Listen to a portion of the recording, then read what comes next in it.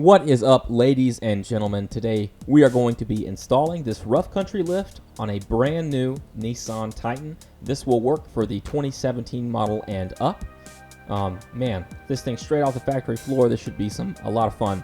First thing we're going to do is get those chocks out, put them behind the rear wheels because we want to make sure that safety is our top priority. Look at that, so new, doesn't even have a tag on it yet. Then we're going to find the locking lug nut key, and we're going to break the torque on all of these lug nuts while the wheel is still on the ground, because trying to do this when the wheel is in the air is basically impossible. And then I had to use the vehicle's factory jack because mine was not tall enough.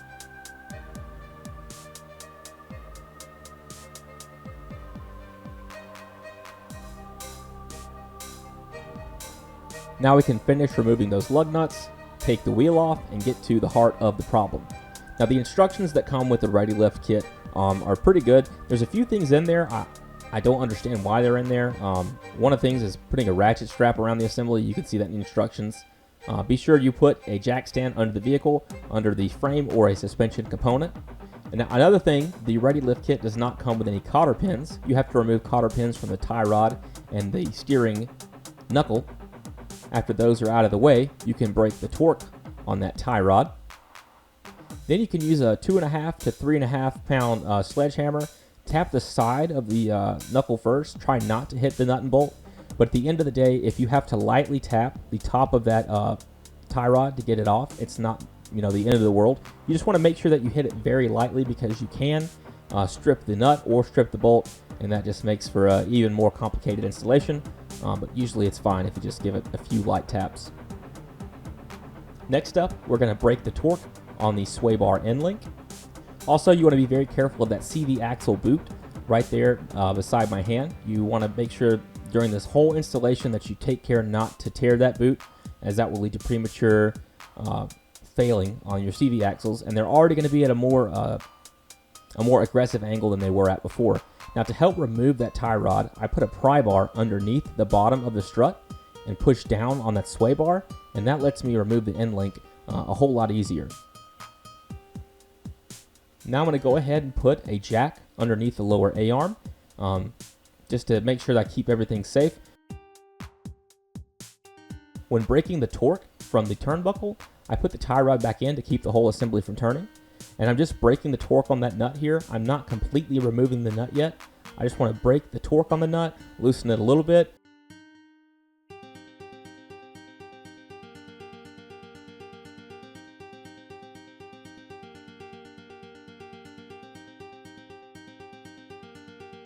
Again, on this, just a few light hits with a hammer.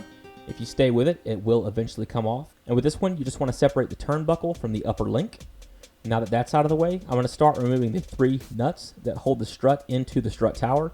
If you start with the back one first and then work your way out, it makes life a little bit easier, because as you break the torque on these nuts, the whole strut tends to go down. So if you break the torque on the back one first, you can get them out easily by hand. And then by the time you get to the front one, you have to use the ratchet the most on that one, but you have a good arc that you can get some good work in with the ratchet before you have to take the rest of it off by hand. Now that that's out of the way, we only have one bolt left to remove, which is the bolt that holds the bottom of the strut in. I find that if you use an S-wrench, it's easy to get to it without any risk of damaging that CV axle boot. Now we can take the bolt out, and it should be easy to get out of the way, but it's a little bit harder, and I'm going to explain why now.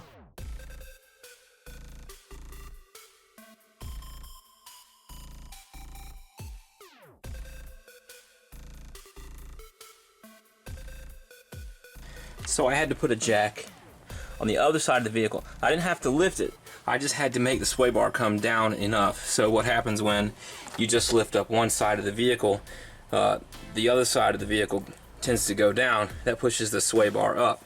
So if you don't have a lift, one thing the instructions don't mention is that you're probably going to need 3 jacks.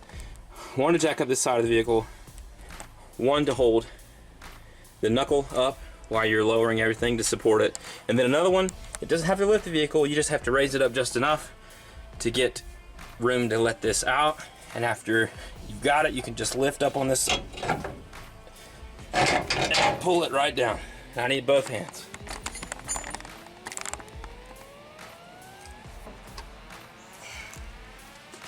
You also want to notice which side of the shock is the front and rear when you take it out. This one is pretty easy. The label, the sticker, is on the front of our shocks. When we put it back in, we want to make sure that this is facing out. Alright, now that the shock is actually out of the way, we can actually start installing our lift spacer. As you can see, the lift spacer comes with 3 nylon lock nuts. Now those are going to be used to reinstall it to the strut tower. To install the lift spacer to the strut itself, you're going to need to reuse the original OEM hardware. Because of this, you want to make sure you coat these nuts with a generous coating of red Loctite, because you won't be able to service these after it gets installed. In the instructions, it doesn't outright call out the torque, but there is a table and you'll see that it should be 32, and after you put them in, those nuts don't stick out past the surface of the lifting spacer, and that will allow the lifting spacer to sit flush with the strut tower. Next, we're going to completely remove the nut from the steering knuckle, and then we're going to let the jack out. As you can see, it was kind of violently when it came off. That's why we put the jack underneath the A-arm. The instructions, I think, call out to use a ratchet strap there. I don't know why you would do that. It would just make it harder. I recommend putting a jack under the A-arm for that assembly.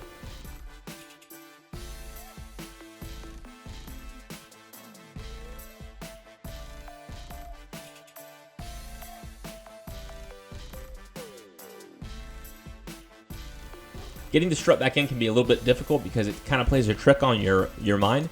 The new studs that come off of that spacer are rotated about 45 degrees from the old stud. So after the stud gets into place and you torque those top bolts, you're actually going to have to rotate the entire strut to get it to line up with that hole, which is actually very difficult to do, and I'm going to show you how I tackled that problem here. So the last step to getting this thing on, you can see, you can't see it, the spacer's in there, all these top bolts are tightened. The last step is to align this eye with the hole. So you have to rotate it, it's like 30 degrees. So I had this set up where I was pushing on this wrench and I was pushing on that extension that's going through the eyelet hole. I'm not Hercules, but I do consider myself better than average when it comes to being strong, and I could not move this thing. I'm afraid I'm going to break the strut. So what I think I'm going to do is use my spring compressor and see if I just take a little bit of pressure off this, if it will move, because otherwise I'm gonna have to take it back off because I'm stuck and I don't want to break the strut. All right, guys, I put my spring compressor on there and I started to move it again, and that was it. I don't know if I can get it with one hand or not, but let's see what happens. So if you watch,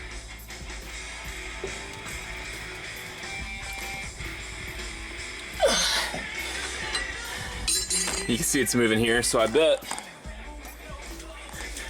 if we just spray it a little, it'll move even better.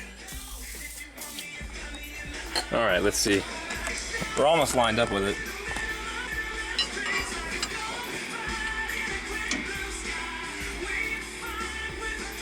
Easy. So with the strut compressors and with a little bit of WD-40 sprayed on the bottom of the strut tower, it does turn into place very easily, and then you can just put it in the rest of the way just by hand.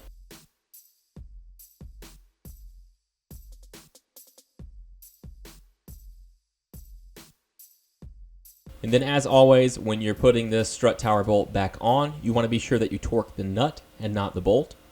Now, I will throw a quick reference guide for the torque specs on this vehicle at the end of the video, so if you watch till the end, you can see that. Next, I use my jack to lift the A-arm back up. Then I bring down the upper control arm to the steering knuckle, put that nut back on. Remember, you will need to install new cotter pins here and on the tie rod.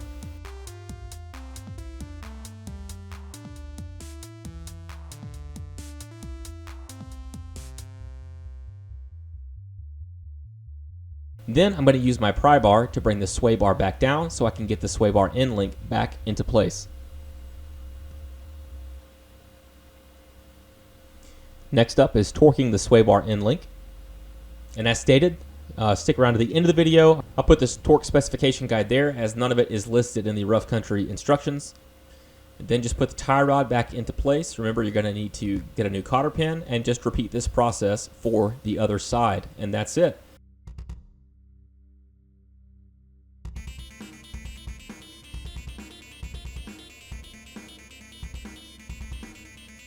And that's it. That's all you need to install the leveling kit on the Nissan Titan. And here's a little bit of aftershots with it. He's got some new tires on it. It's been put through its paces. It hasn't given him any problems that we know about. The suspension and components are all holding up really well with this 2-inch lift in here.